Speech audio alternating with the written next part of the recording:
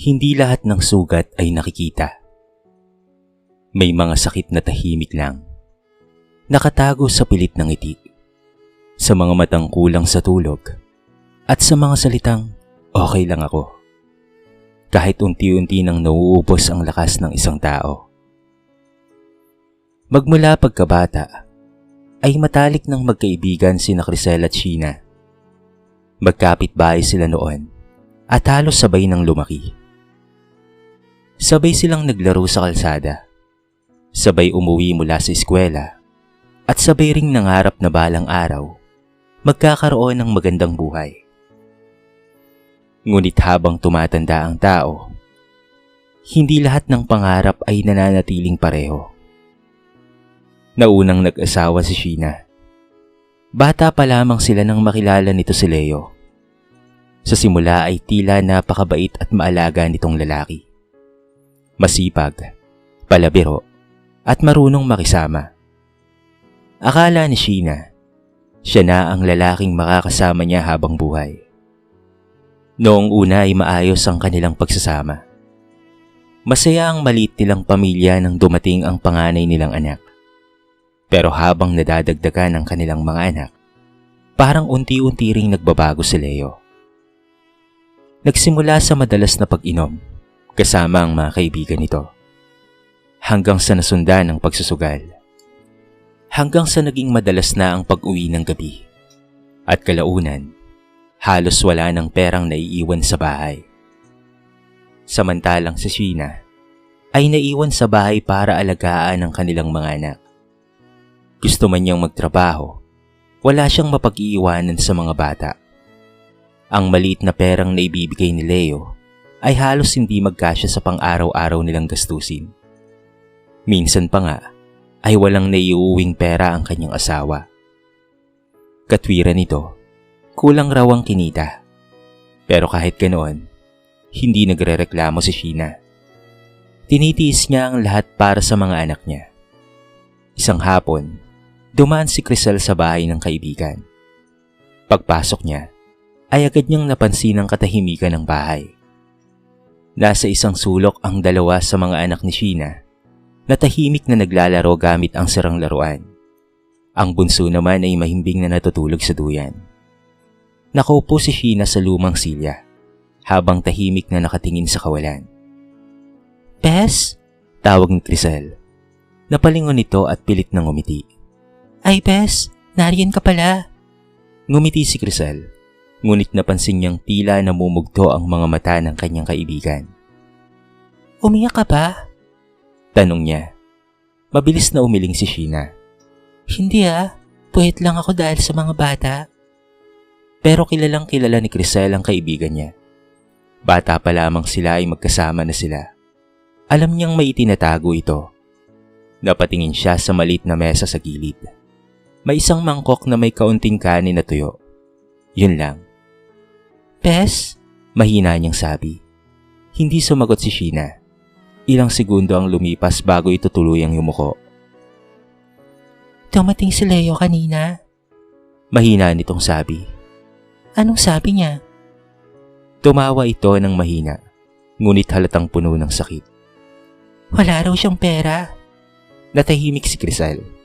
Maya-maya ay narinig nila ang mahinang boses ng isa sa mga anak ni Sheena. "Mama, nagugutom na ako." Parang may mabigat na bagay na dumagan sa dibdib ni Crisel nang makita niyang mabilis na pinunasan ni Sheena ang luha sa mga mata nito bago ngumiti sa anak. "Sige anak, hintay ka lang ha." Ngunit alam ni Crisel ang totoo. Wala nang maihain pa si Sheena. At sa unang pagkakataon, may galit na unti-unting nabuo sa puso niya para kay Leo. Mula noong araw na nakita ni Crisel ang kaibigan niyang halos walang maipakain sa mga anak nito, hindi na siya mapakali. Paulit-ulit na bumabalik sa isip niya ang namumugtong mga mata ni Sheena, ang mangkok na may kaunting kanin na tuyo, at ang boses ng batang nagsasabing gutom na siya. Mahal na mahal ni Crisel si Sheena, sapagkat parang itinuring niya na itong tunay na kapatid. Hindi niya matanggap na habang hirap na hirap ang pamilya ng kaibigan niya, parang walang pakialam si Leo. Ilang araw matapos iyon, nagpa siyang dumaan si Crisel sa palengke upang bumili ng ilang kailangan sa bahay. Mainit ang araw at maraming tao sa paligid. Habang naglalakad siya, bigla siyang natigilan. May pamilyar siyang nakita sa kabilang kalsada, si Leo. Napakunot ang noo niya. Hindi naman sinabi ni Sheena na may trabaho ang asawa nito sa araw na yon. Sa una ay hindi niya pinansin. Pero maya-maya ay may babaeng lumapit kay Leo. Agad itong umiti at inakbayan ng babae. Nanlaki ang mga mata ni Crisel. Hindi yun si Sheena. Tahimik siyang sumunod sa di kalayuan. Nakita niyang pumasok ang dalawa sa isang maliit na kainan. Tawanan ng mga ito habang kumakain. Minsan ay inahawakan pa ni Leo ang kamay ng babae. Parang may kumurot sa dibdib ni Crisel. Hindi dahil sa nasasaktan siya para sa sarili niya, kung hindi dahil nasasaktan siya para sa kanyang kaibigan. Habang si Sheena ay nasa bahay, pagod sa pag-aalaga ng mga anak at iniisip kung papaanong pagkakasyahin ng kakarampot na pera, naroon ang asawa nito. Masayang gumagastos para sa ibang babae. Mahigpit na hinawakan ni Crisel ang dala niyang supot. Galit na galit siya. Gusto niyang sugurin si Leo. Gusto niyang hilain ito at isigaw ang lahat ng nalalaman niya. Pero pinigilan niya ang kanyang sarili. Huminga siya ng malalim. Hindi ganoon. Kilala niya si Sheena. Mahal na mahal nito ang asawa. Kahit ilang beses itong nasaktan, palagi nitong pinapatawad ang kanyang mister. Baka kapag sinabi niya kaagad ang nakita niya, umiyak lang si Sheena at patawarin na naman si Leo. At pagkatapos ng ilang araw, babalik ulit ang lahat sa daddy. Ayaw niyang mangyari ang bagay na yon.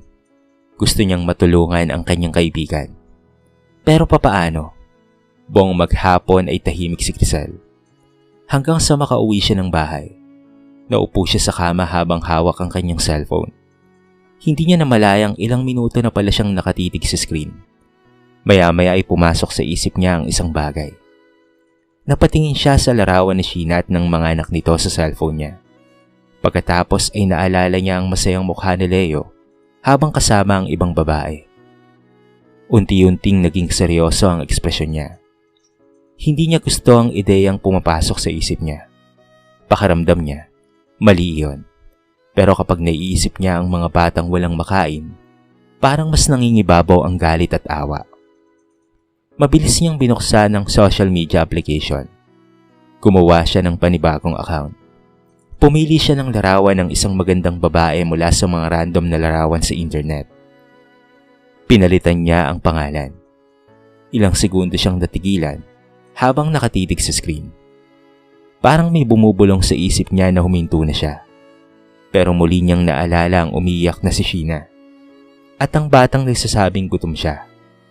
Mahina siyang napabuntong hininga. Pagkatapos, ay hinanap niya ang account ni Leo. Nang makita niya ito, pinindot niya ang add friend. Makalipas ang ilang segundo, mahina niyang sinabi habang nakatingin sa cellphone. Kung ayaw mong magbago, Leo, ako na ang gagawa ng paraan. Lumipas ang 2 araw, ngunit walang nangyayari sa ginawa ni Crisel. Paminsan-minsan, ay tinitignan niya ang cellphone niya. Umaasang mapapansin ni Leo ang bagong account na ginawa niya. Hindi niya alam kung matatawa siya o maiinis sa sarili. Pakiramdam niya kasi ay gumagawa siya ng isang bagay na hindi niya kailanman inakalang gagawin niya. Paulit-ulit niyang tinatanong ang sarili niya kung tama pa ba ang ginagawa niya.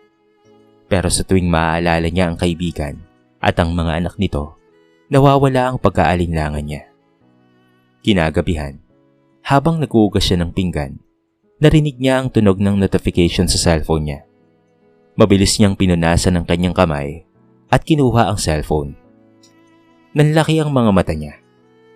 Inaccept ni Leo ang kanyang friend request.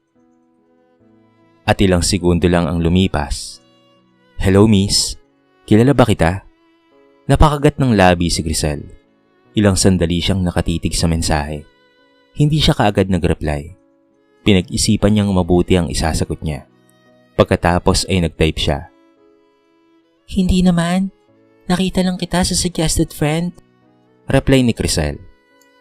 Ilang segundo lang ang lumipas ay nag-reply na kaagad si Leo. Ganun ba? Akala ko kasi magkakilala tayo. Napailing si Crisel. Hindi niya inaasahang ganong kabilis sumagot ang lalaki. Maya-maya pa ay sunod-sunod na ang mensahe nito. Single ka ba? Ang ganda mo naman sa picture. Pwede ba kitang makilala? Napapikit si Crisel at napabuntong hininga. Hindi niya alam kung matatawa siya o maiinis. Habang hirap na hirap ang asawa at ang mga anak nito, heto at abala sa pangungulit sa ibang babae. Ngunit pinili niyang ituloy ang plano. Mula noon, halos gabi-gabi silang nag-uusap. Pero ang hindi alam ni Leo, bawat matatamis na salita nito ay binabasa ni Crisel ng may halong galit. Minsan ay kinakamusta ni Leo ang babae. Minsan naman ay nagkikwento ito patungkol sa sarili. Pero may isang bagay na napansin si Crisel. Hindi kailanman nabanggit ni Leo na may asawa at mga anak na siya. Nagpanggap kasi itong binata. At doon mas lalong tumindi ang galit ni Crisel. Hindi lang pala pambababae ang problema nito.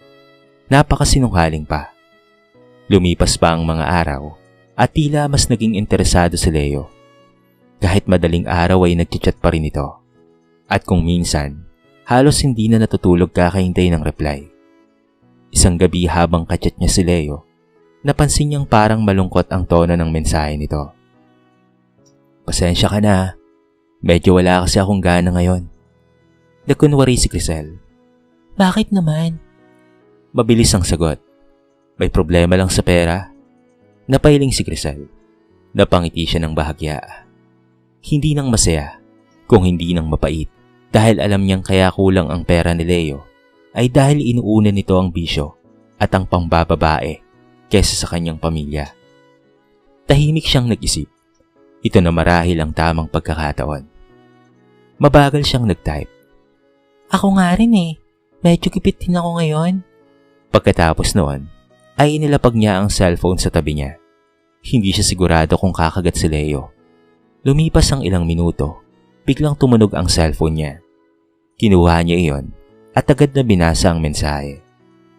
Magkano ba ang kailangan mo? Baka matulungan kita kahit papaano. Napatitig si Crisel sa screen at doon niya tuluyang napatunayan. Handang gumasto si Leo para sa babaeng hindi niya pa kailanman nakikita. Pero sa sariling pamilya, napakahirap magbigay kahit para sa pangkain lamang ng mga anak niya.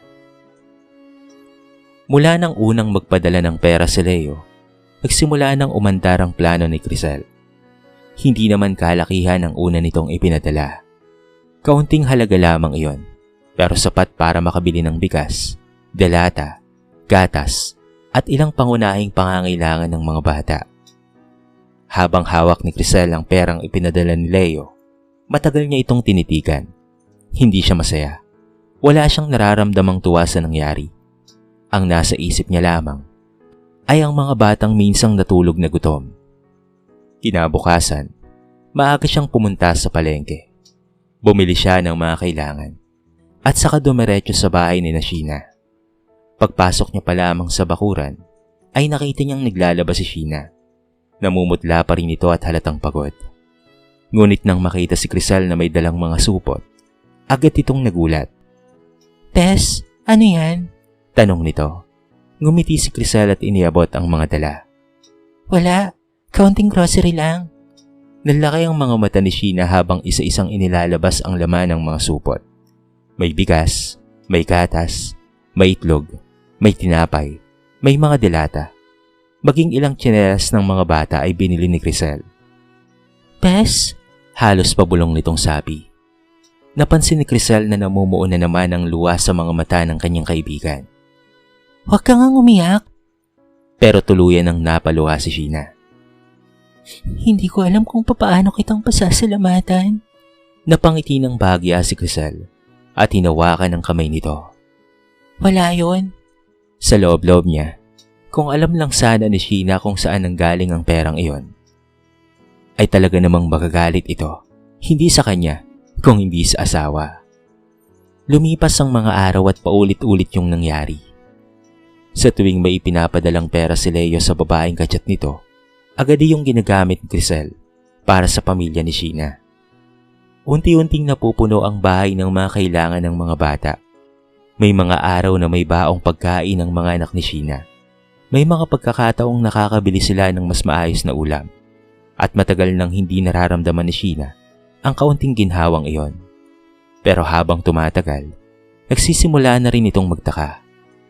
Isang hapon, habang magkasama silang nag-aayos ng mga pinamili, hindi na napigilan ni Sheena ang kanyang sarili.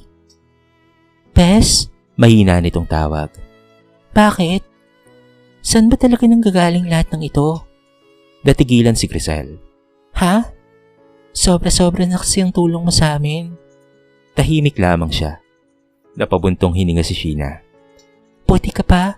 Hindi mo kami obligasyon pero may malasakit ka sa amin. Yumuko ito habang nag-aayos ng mga dilata. Samantalang si Leo, Nanginginig ang boses nito. ewan ko ba, parang mas importante pa ang ibang bagay kaysa sa pamilya niya. Mas lalong sumikip ang dibdib ni Crisel. Gusto niya nang sabihin ang lahat.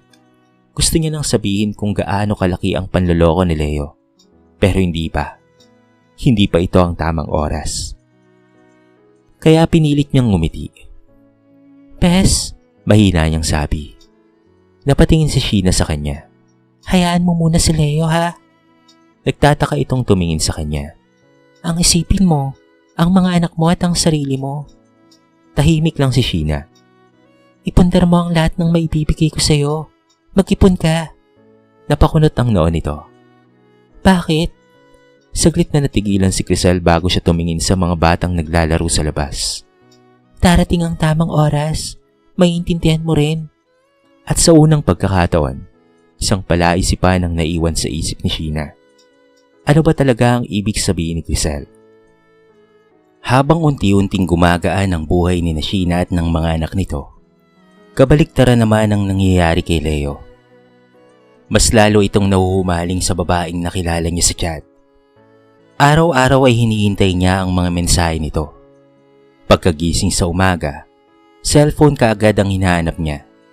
Bago matulog sa gabi, huling tinitignan ang screen ng cellphone niya. At para bang sa maikling panahon, naging sentro ng mundo niya ang babaeng hindi pa niya nakikita. Habang si Crisel naman, sa likod ng peking account, ay tahimik lamang na nagpapatuloy sa plano. Sa una, maliliit na halaga lamang ang hinihingi niya. Pambili raw ng gamot, pambayad ng internet, pandagdag sa gastusin sa bahay. At sa bawat padala ni Leo, tahimik na napapailing si Crisel. Dahil wala man lamang itong pagdadalawang isip. Minsan pa nga, ito mismo ang nagkukusang magpadala. Kumain ka na ba? Papadalhan kita ng pangmeryenda. Ayoko kasing nahugutom ka eh. Sa tuwing nababasa yun ni Crisel, may kirot siyang nararamdaman. Hindi dahil naaawa siya kay Leo, kung hindi dahil naaalala niya si Sheena. Kung papaanong minsang sinabi ng kaibigan niya na wala silang makain ng mga bata. Kung papaanong ilang beses itong natutulog na walang laman ng tiyan. Napakagat siya sa kanyang labi. Ang lalaking kayang mag-alala sa babaeng hindi niya pa nakikita ay siya ring lalaking walang pakialam sa sarili nitong pamilya. Lumipas ang mga linggo. Dumating ang punto na pati ipon ni Leo ay unti-unti nang nauubos. Minsan, ay narinig pa ni Sheena ang asawa nitong nagrereklamo. Wala talagang pumapasok na pera ngayon, sabi nito habang nakasimangot. Tahimik lamang si Sheena habang naghahain ng pagkain. Hindi na ito sumasagot. Napansin niyo ni Crisel. Parang may pagbabago sa kaibigan niya. Hindi na ito kagaya noon na agad na nag-aalala o nagtatanong kay Leo. Sa halip, mas naging abala ito sa sarili at sa mga anak. Sinunod nito ang payo ni Crisel. Unti-unti nitong iniipon ang perang ibinibigay rito. Minsan, ay bumili ito ng kaunting paninda, merienda, at mga simpleng pagkain na maaari niyang ibenta sa kapitbahay. Hindi man malaki ang kinikita, nagsisimula na siyang magkaroon ng sariling pera. At sa bawat araw na lumilipas, tila unti-unti ring bumabalik ang dating sigla ni Sheena Napansin ni Crisel na mas madalas na itong umiti. Mas maayos na rin ang pananamit nito. Mas magaan na rin ang aura. Isang gabi, habang kachat ni Crisel si Leo, biglang may dumating na mensahe. Alam mo, gusto na talaga kitang makita. Napatigil si Crisel. Ilang segundo niyang tinitigan ang screen. Maya-maya, sumunod pa ang isa pang mensahe. Ang tagal na nating magkausap. Pakaramdam ko nga mahal na yata kita eh. Mahigpit na napahawak si Crisel sa cellphone. Hindi siya nakaramdam ng saya. Ang naramdaman niya ay ang sobrang galit. Dahil habang sinasabi ni Leo ang mga salitang iyon sa ibang babae, may asawa itong naghihintay sa bahay. Maya-maya ay muli itong nag-message. Pwede ba tayong magkita sa susunod na linggo? Napabuntong hininga si Crisel. Unti-unti niyang ibinaba ang cellphone. At alam niyang dumating na ang oras na matagal na niyang hinihintay. Malapit nang matapos ang lahat. Mula nang magyaya si Leo na magkita sila, ilang araw na hindi mapakali si Crisel. Paulit-ulit niyang iniisip kung tama pa ba ang ginagawa niya. Hindi niya kailanman ginusto ang manloko ng tao, kahit pa si Leo yon. Pero sa tuwing maalala niya si Sheena at ang mga anak nito, bumabalik ang dahilan kung bakit niya sinimulan ang lahat. Hindi para gumanti, kung hindi para mamulat ang kaibigan niya. At dumating ang araw ng pagkikita. Maaga pa lamang ay nakaupo na si Leo sa isang maliit na restaurant sa bayan. Paulit-ulit nitong inaayos ang suot na polo, habang maya't maya ay tingin ng tingin sa kanyang cellphone. Halatang excited. Paminsan-minsan ay napapangiti pa ito habang nagtatype ng mensahe. Nandito na ako. Nasaan ka na? Sa kabilang screen, tahimik lang na nakatingin si Crisel sa mensahe. Malalim siyang huminga. Pagkatapos ay tumayo siya. Habang papalapit siya sa restaurant, parang bumibigat ang mga hakbang niya. Pagpasok niya, agad niyang nakita si Leo, ngunit hindi siya nito napansin. Abala pa rin ito sa cellphone, hanggang sa tuluyan na siyang huminto sa harapan nito. Dahan-dahang napatingala si Leo. Noong una ay tila hindi nito naintindihan ang nakikita. Nawala ang ngiti sa mukha nito. Nanlaki ang mga mata. Crisel? Tahimik lang siyang nakatingin. Nanigas si Leo sa kinauupuan nito. Anong ginagawa mo rito? Nagugulo ang tanong nito. Ilang segundo siyang tumahimik. Pagkatapos ay inilapag niya sa mesa ang cellphone niya. Sa screen nito ay bukas ang account ng babaeng matagal na nitong kachat. Unti-unting namutla si Leo. Parang nawalan ito ng hangin. Hindi. Halos pabulong nitong sabi. Imposible. Tahimik lang si Crisel. Kitang-kita niya kung papaanong unti-unting nababasa sa mukha ni Leo ang katotohanan. Ako ang kachat mo. Parang natulala si Leo. Bigla itong tumayo. Anong kalokohan to? Napatingin ang ilang mga tao sa kanila. Niloko mo ako? Galit nitong sabi. Mahigpit na napatitig si Crisel dito. Niloko kita? Napatawa siya ng mapait. Habang inuubos mo ang pera mo sa babae, alam mo ba kung ano ang nangyayari sa pamilya mo? Natahimik si Leo. Habang nagpapadala ka ng pera sa babaeng hindi mo pa nakikita, may mga anak kang natutulog na gutom. Hindi makapagsalita si Leo. Mahigpit nitong naipikit ang kanyang mga mata. At saka muling nagsalita si Crisel. Ang lahat ng pera na ibinigay mo, nanginginig na ang boses niya, napunta sa mga anak mo. Dahan-dahang napatingin si Leo sa kanya. Lahat ng yon, ipinampili ng pagkain, gatas, at mga kailangan nila. Tahimik, walang marinig kung hindi ang mahinang ingay ng electric fan sa paligid. Pagkatapos ay tumingin si Crisel ng diretso sa mga mata ni Leo. Hindi ako ang sumira ng buhay mo, Leo. Saglit siyang huminto. Ikaw mismo. Ikaw ang gumawa niyan sa sarili mo. At sa mga sandaling iyon, tila unang beses na nawala ng maisagot itong si Leo. Matapos ang nangyari sa restaurant, ilang araw na tila balisa si Leo. Halos hindi ito makatulog. Paulit-ulit na umiikot sa isip niya ang mga sinabi ni Crisel. Habang nagpapadala ka ng pera sa ibang babae, May mga anak kang natutulog ng gutom. Hindi ako ang sumira ng buhay mo. Ikaw mismo. Sa unang pagkakataon, tila may tumamang matinding katotohanan sa kanya. Ngunit para kay Sheena, may mas mabigat pang revelasyon ang naghihintay. Kinabukasan, dumaan si Crisel sa bahay nito. Tahimik siyang naupo sa tabi ng kaibigan habang pinapanood nitong maglaro ang mga anak nito sa labas. Hindi kaagad nagsalita si Crisel. Hindi niya alam kung paanong sisimulan. Makalipas ang ilang segundo, ay nagsalita si Sheena. Bes, Mahina nitong sabi. bakit? Napatingin ito sa kanya. May gusto ka bang sabihin? Natigilan si Crisel. Parang biglang bumigat ang dibdib niya. Marahil ay matagal na rin itong naghinala. Huminga siya ng malalim. Bes, may kailangan akong aminin sa'yo. At isa-isa niyang ikinuwento ang lahat. Kung papaano niyang nakita si Leo kasama ang ibang babae. Kung papaano siyang gumawa ng peking account. Kung papaano niyang kinausap si Leo.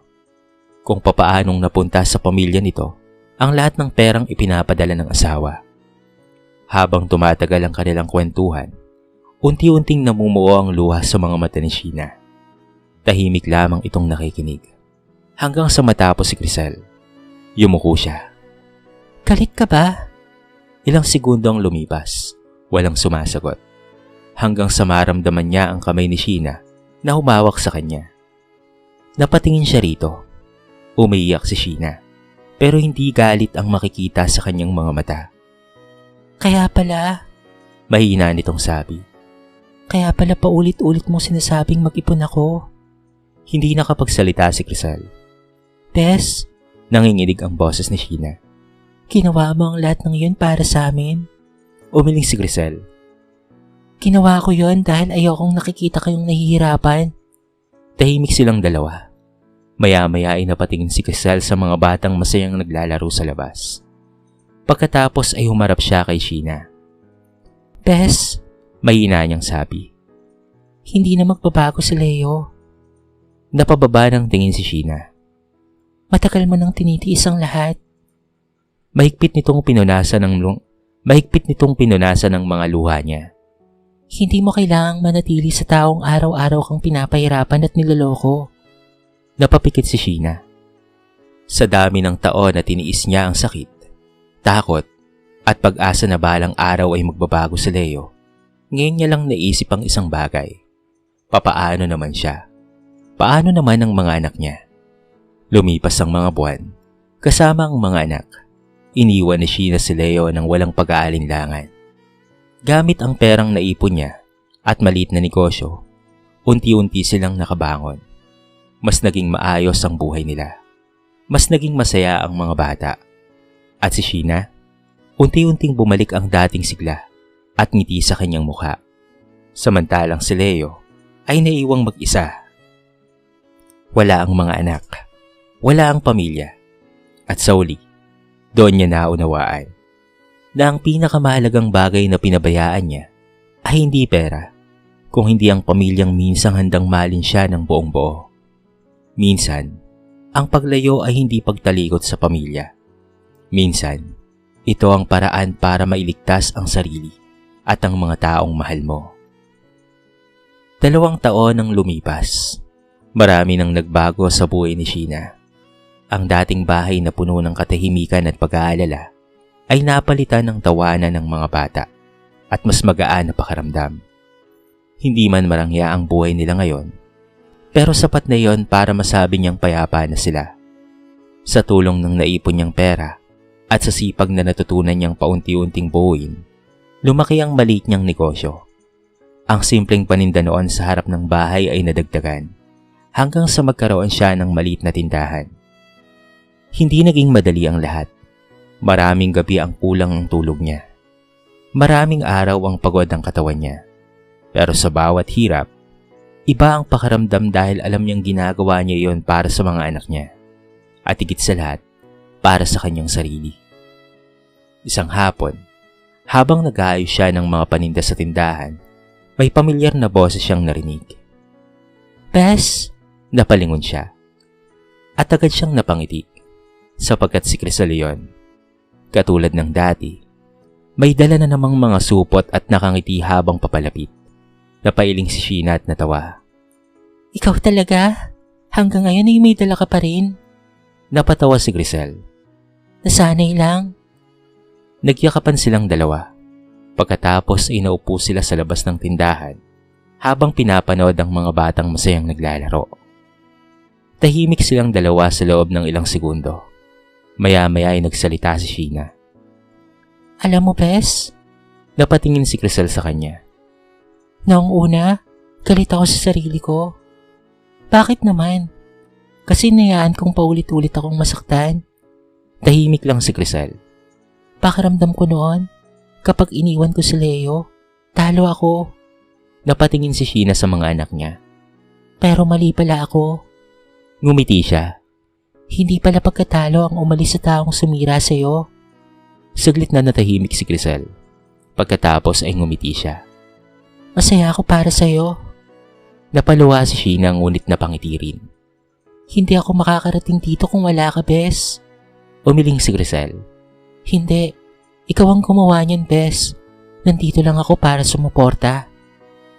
Sa hindi kalayuan, masayang tumakbo ang mga bata papunta sa kanila. Mama, tingnan mo po.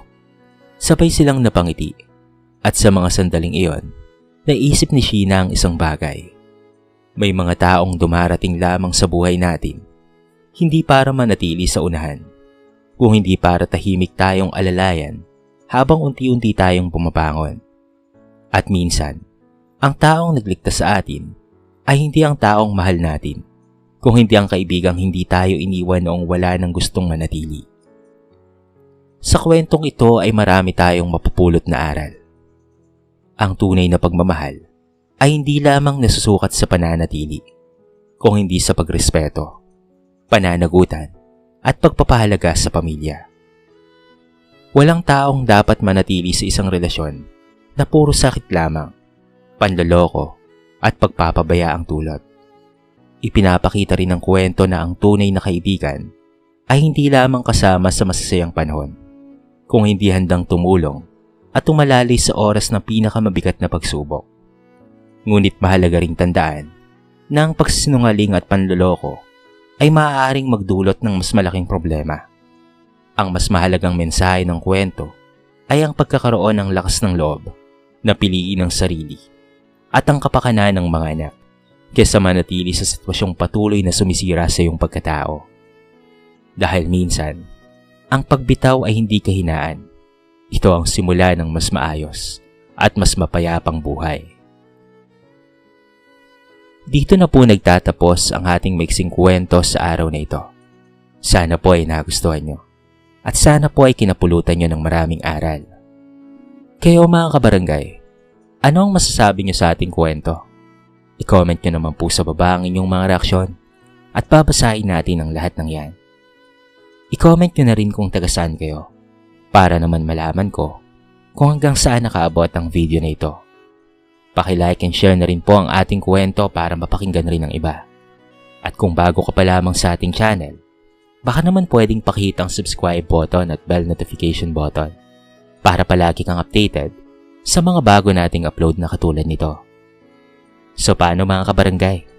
Hanggang sa muli, thank you so much and peace out!